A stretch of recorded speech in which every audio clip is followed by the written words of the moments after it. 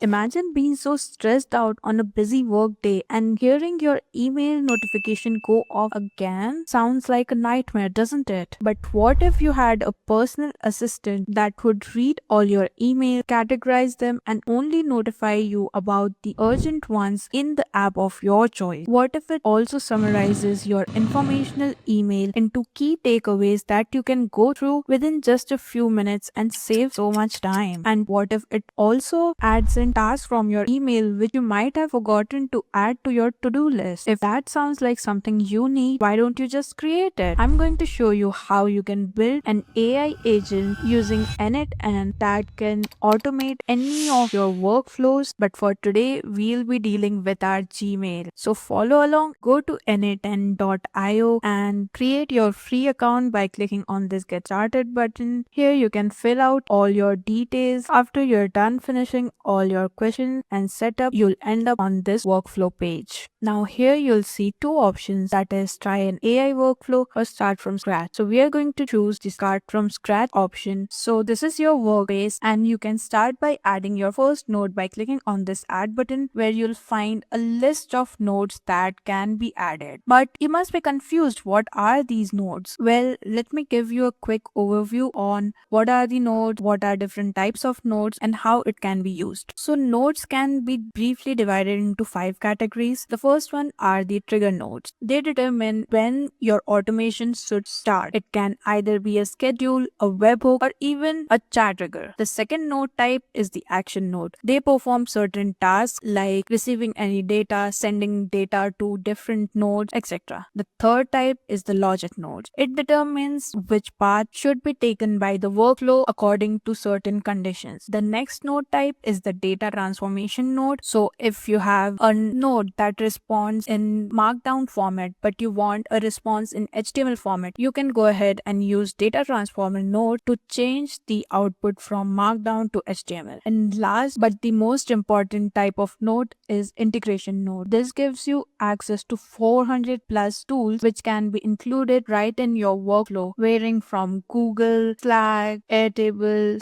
endless APIs, multiple LLMs. Everything can be integrated right into your n8n. So I hope you got the whole overview of what nodes are. So let's get back to our workflow. Again, if you don't remember what we are trying to create, we are creating an AI agent that reads all of our mails, categorize them into different categories, and take action accordingly. So what will be our first step? It will be to get a trigger that is executed whenever we receive a message. So I'm going to search Gmail because that's where they will get the mail from, and from this you'll select the on message received trigger. Now that this is added, you have to configure it. So what are these configuration, you'll ask? So first off, you'll need credential to connect any of the third party tools. So go to the select credential option, click on the create new credential, and all you have to do is sign in with your Google account. Give it permission to read as well as compose new emails for accessibility, and click on the continue option. And just like that, your email account is now connected to n8n. Next thing that you'll do is select the time range to fetch your data. It can either be every minute, every hour, day, week, etc. Let's keep it every minute because we don't want to miss any important update. Next, the event that should be occurring is message received. So leave it at that and turn off this simplify option because we want a response that has whole output. So now to test this trigger, we are going to click on this fetch test event, and here you can see the output result. So this is in a table format. You can change the format of your output by choosing whether you want a table format, schema format, or a JSON format. I'm going to use the schema format, and here you'll see all of the fetch data from my email. So this is the data from the last email that I received, and as we turned off the simplify option, it has given us full content of our email. You can go ahead and pin this test event to keep it consistent throughout your whole process and to save any executions. So that's what we are going to do. And now let's move to the main component of our automation. So let's close this one, and to add next component, you can either click on this add button to add it directly to the flow and select the component. So go to AI option, select the AI agent button, and here you'll see the AI agent configuration. So let's close this. Let me show you this first. So this is your AI agent. It has three options here. The first option is the chat model. That will be the brain of your AI agent. So first of all, let's add a chat model. Click on this add button, and here you'll find list of LLMs that are available. Most of the popular LLMs would be available right here. So I will be using Google Gemini chat model, and for the configuration, again go to select credential, click on the create new credential, and here you'll have to enter in your API key. Now if you don't already have your Google API key, you can go ahead and sign up to Google AI Studio. Once you do that, click on the get API key option, and here you'll find your free tier API key. You just have to copy it. It is created by default. If you don't have this, just click on this create API key option and it will generate a new key for you. So just paste the API key that you just copied and click on this save option, and your credential will be connected and you can start using Google Gemini right in your workflow. Here you can go ahead and select the model that you want to use. You have tons of option here. Then you even have additional settings, like you can select the maximum number of token, sampling temperature, etc. So if you want to play around with that, you can do that as well. Now let's get back to our agent. Click on this AI agent option, and here you'll see your Google Gemini is being connected now. The next thing that you want to do is the memory. So what is this memory? So memory provides a context to your AI agent. Memory contains all the previous interaction, saving the names, tone, and other details, which in the end helps the agent to give more personalized responses without having to ask about the information every time. So to add a memory, you just simply have to click on this add button, and here you'll see a whole list of options like different kind of databases, or you can use a simple memory for now. And all you have to do is select the context length of the memory, that is how many past interaction do you want to save, and let model use it as a context. So I'm going to keep it as 5 only, and we'll go back to our agent, and here you can see our chat model is set, our memory is set, but we have not yet entered in our prompt, which is the main character of our workflow. That is what will define and categorize our mails for us. So let's go ahead and do that first. So what I have to do is change the source of my prompt from connected chat trigger to define below, and here you have to enter in your prompt. So this is the detailed prompt that I'm going to be using, which tells exactly how to categorize these emails and what tags to give on the basis of their content, and if it's certain tag, what details do I want with that tag. Like if it's urgent email, I want the deadline and what action should be taken. If it's a task, I want the next step and the priority of my task. And if it's info, then I want the main subject as well as the key takeaways of that information. And lastly, I want my output to be in a JSON format only, because that's how I can access my data and use it efficiently in my next steps. Now lastly, I'll have to provide the context to the model, that is the email content as well as the subject. So for that, I'm going to use this email trigger output from here, and all I have to do is drag it right here, drag my email subject. So I'll go ahead and check for my email subject, and let me go and execute my first step again,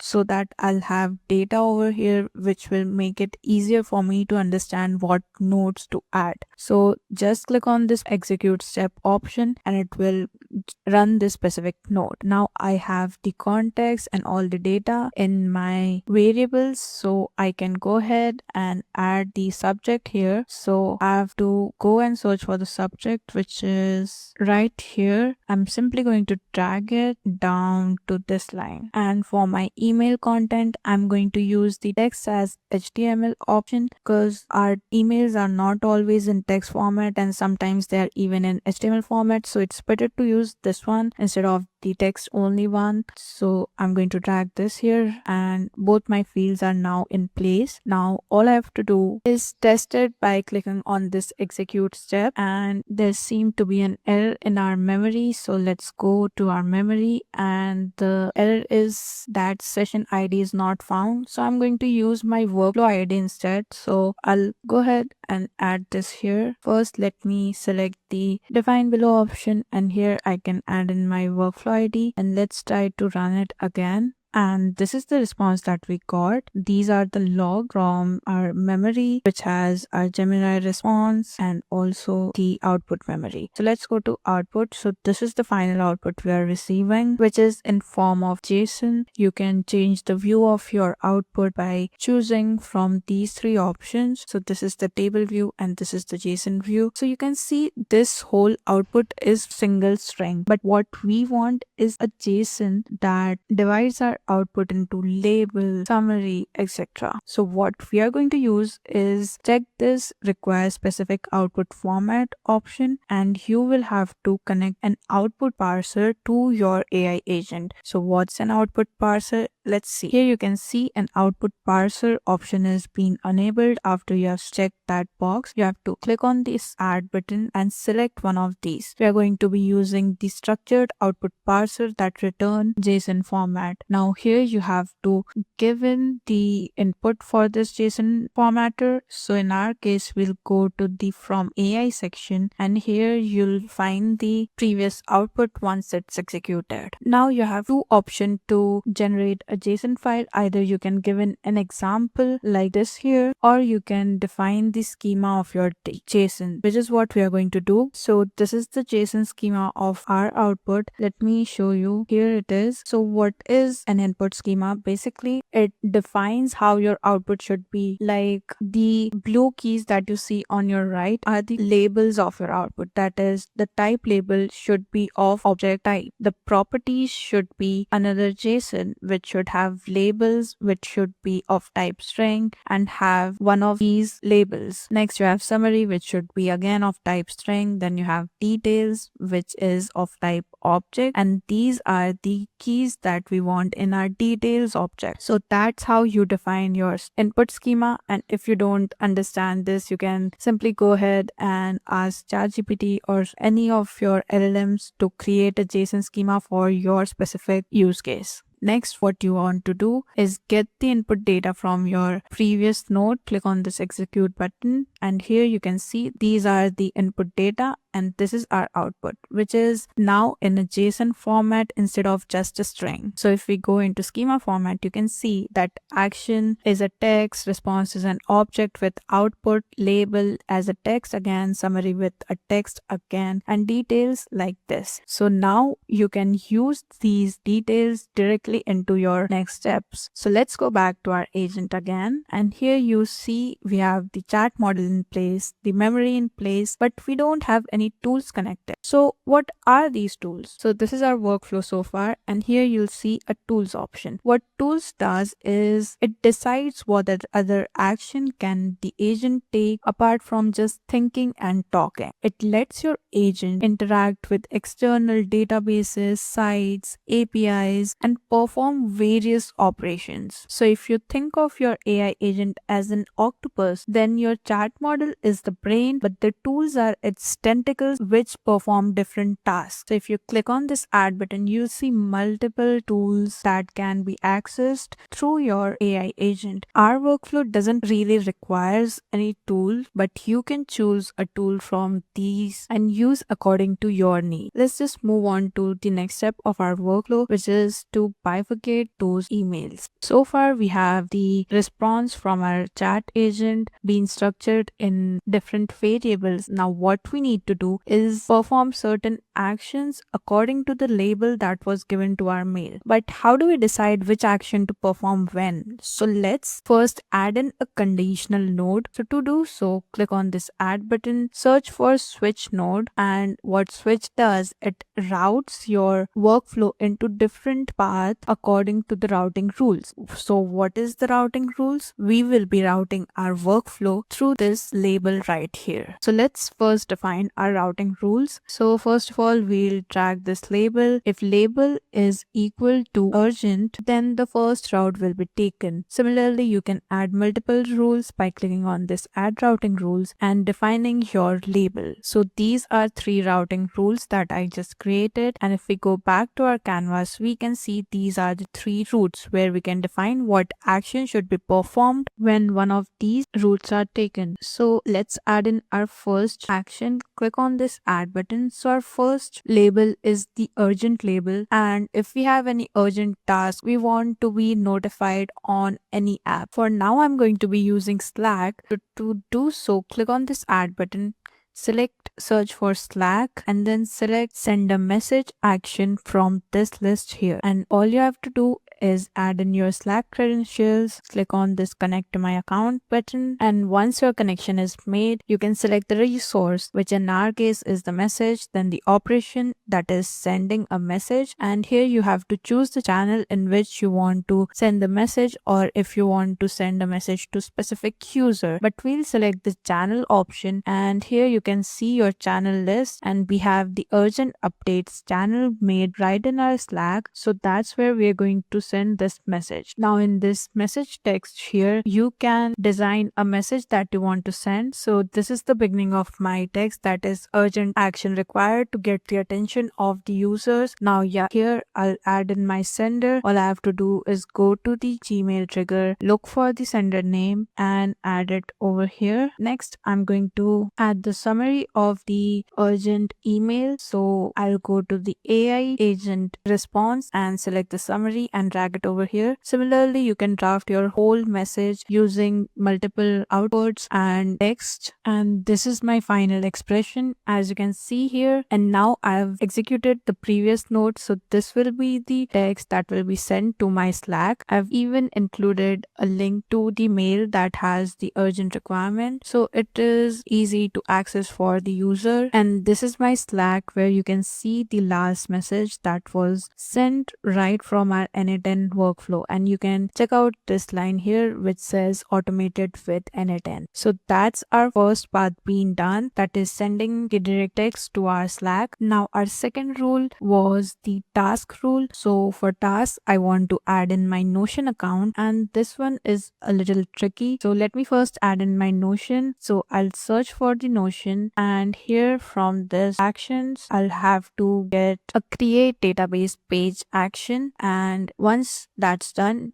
here you have to get new credentials, but this time you'll need your integration key instead of simply signing up. So if you know how to get your integration key, you can skip ahead. If not, let me show you how you can get your Notion secret key. First off, make sure that you're logged into your account. Then you can go ahead, click on this settings option where you'll find this connections option, and here you have to select the develop or manage integration, which will take you to this integrations page. And here you have to create a new integration, name it n8n automation or whatever you want, then select the associated workspace, that is this one, and you can even upload an image and keep the type as internal and save it. Once the integration is created, click on this configure option, and here you'll find your secret key, which you can click on show option and copy it. Next you have the customization options for your accessibility, so you can change the accessibility of your data from Notion, and then you have the access tab where you can edit which page and database access can be given to this integration, and here you'll have to add in the access of the database which you want to add your task to. So in my case it is this one, task tracker right here, and click on this save button, and only then will you get the database page right in your n8n. After that's done, simply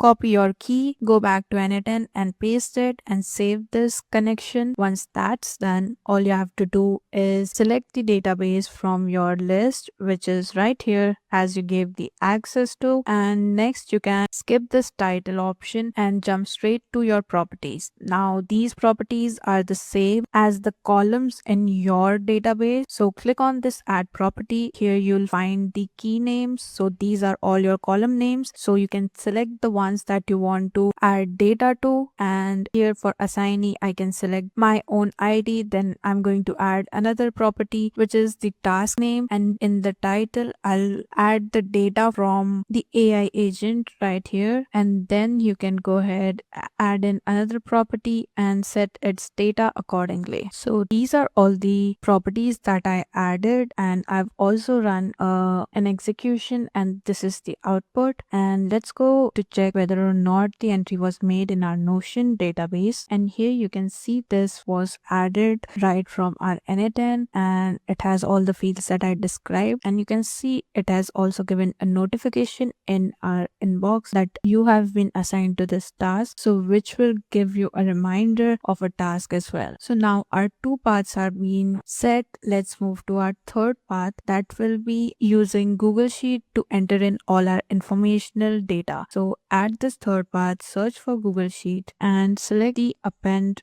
row in sheet option. What you want to do is, you already have your Google Sheet credential. If you don't, configure it. Then you can go and select the document in which you want to upload. So choose from this list. So I'm going to choose the N8N email updates, and then I'll select the sheet in which I want these updates, that is the Leo sheet. And now you have the option to either map each of the columns individually according to the column name, or you can map the column automatically, but in that case you'll have to have the same label name as your column name, but that's not the case for us, so I'm just going to use the manual mapping. So I've sent a new email, so let me execute the agent again, because the fields for each label type are different, so we need output in each section to get the right variables to map. So here is the updated output. Now I can map this variables into my column. First off, we have the sender, so let's go to our Gmail trigger and get the sender's name from right here, and then we have the topic which we can get directly from our output. Then you have the key takeaway, which is again from your output, and the summary from your output as well. So just like that, your output is now mapped. All you have to do is execute it, and you'll see that this node is executed. Let's go and check out our sheets. So this is my sheet, and here you can see the sender, topic, key takeaway, as well as the summary of my email.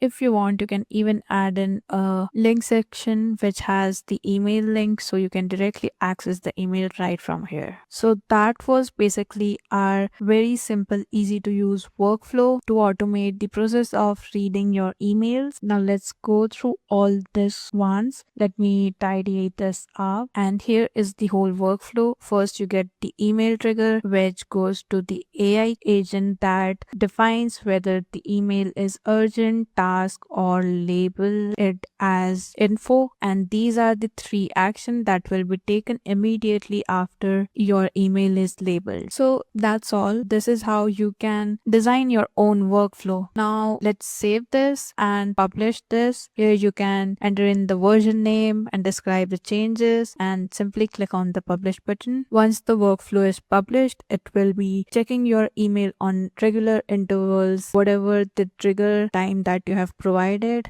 and now you don't have to worry about reading all your emails or missing any important updates. You can get a summary of your executions from this tab here, and if you want to set any evaluations for your workflow, you can go to this option and write a database of all the tests you want to perform on this workflow. If you go back to your your home page, you'll see the number of execution, the failure rate, and everything about your workflows. And if you don't want to create your workflow from scratch, you can go ahead and use the templates. Simply go to this templates option, and here you'll see featured templates. Click on the see more option, and it will take you to another page where you can search your workflows according to different departments, and then select the one that you like and which is useful for you, and you can simply integrate that. Like this one here, all you have to do is click on this use for free button, and then you can either import it to your workspace or copy it. And if you're using the self-hosting, then you have the documentation for self-hosting installation as well. I chose the cloud option, and then all you have to do is set up the template by adding in your credentials here. And then if you continue, let me just add them and click on continue option, then you don't even have to do anything. Simply save it and publish it, because your credentials are now added to the template. And you have a few changes, like you can see there are sticky notes in your template, so you have to update a few links. Like here you have to add in your RSS field URL, then here as well and here as well, and then here you have to update your email list. So basically you have sticky notes to help you around with your template. Otherwise you don't have to make any changes. Simply save it, publish it, and use it. So that was how you can use n8n to build your own AI agent and automate any of your time consuming tasks without using any paid services.